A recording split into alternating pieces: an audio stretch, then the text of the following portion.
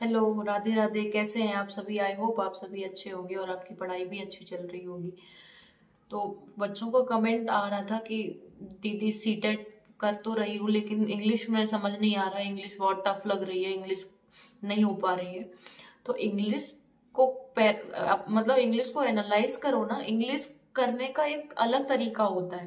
पहले तो पेपर में आपको इंग्लिश शुरुआत में नहीं करनी है, इंग्लिश करना लास्ट में, क्योंकि इंग्लिश का पैसेज होता है इतना बड़ा, उसको करने के लिए बहुत टाइम चाहिए और उसको टाइम टेकिंग पैसेज होता है। और पैसेज करने के लिए ऐसा नहीं होता कि पैसेज आता है इतना बड़ा कि अगर उसको पढ़ने लग जाओगे तो 10 मिनट चले जाएंगे।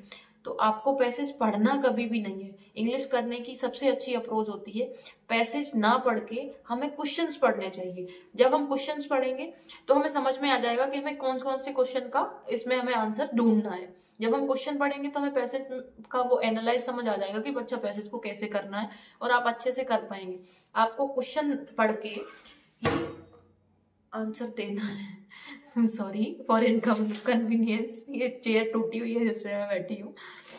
लेकिन आपको पैसेज पढ़ना नहीं है, पहले पेपर में जाके उसके पैसेज के क्वेश्चन पढ़ने। पैसेज से 9 क्वेश्चन आते हैं, दो उसके लगभग 6-7 क्वेश्चन होंगे जो पैसेज से होंगे, बाद बाकी 3 क्वेश्चन ग्रामर से होंगे।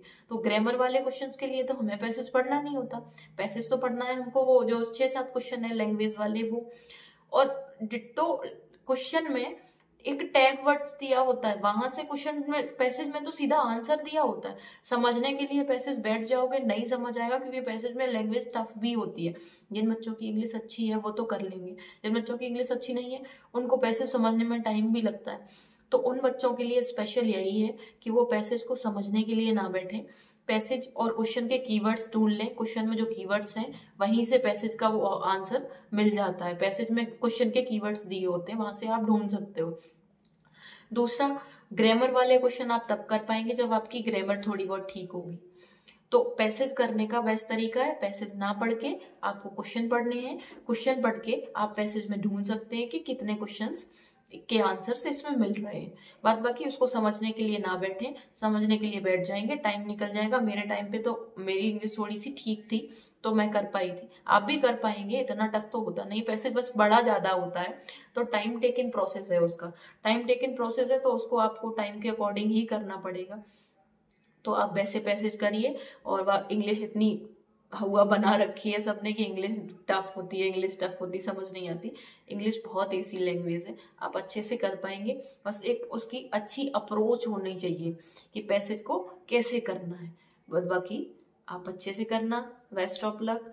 चैनल को सब्सक्राइब करो, अगर वीडियो अच्छी लगी हो तो लाइक शेयर एंड सब्सक्राइब। और जिन बच्चों का सीटेट 14 को है वो लोग अभी प्रीवियस ईयर लगा लें, प्रीवियस ईयर अच्छे से दें, क्योंकि अब टाइम कम बचा हुआ है और आप अब प्रीवियस ईयर को कंप्लीट कर ही लें।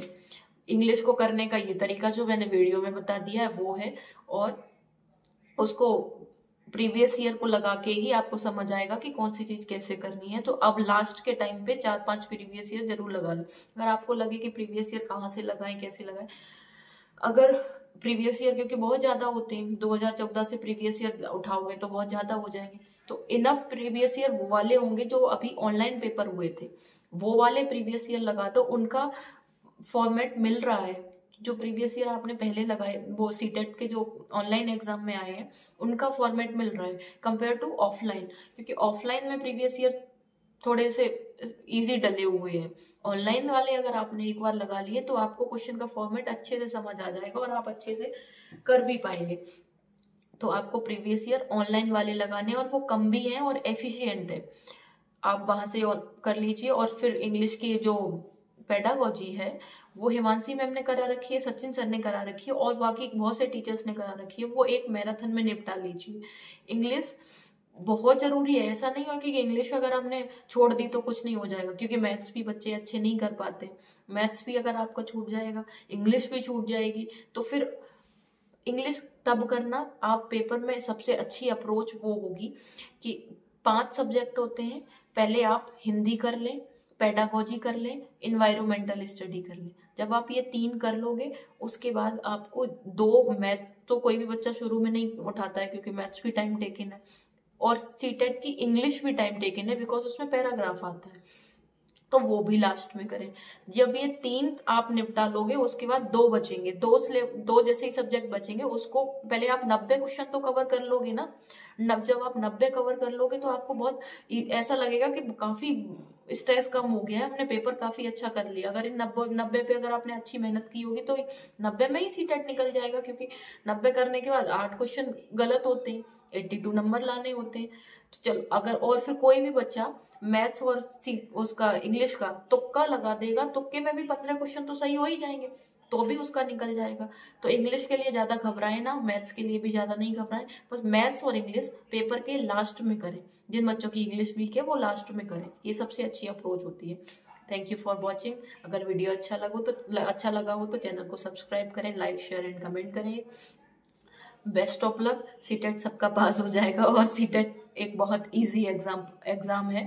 इसको स्ट्रेस ना लें, इसको देने के लिए नर्वस ना हो, बहुत अच्छे से दें, कोई ज्यादा टफ नहीं है। Bye bye, take care and love you all.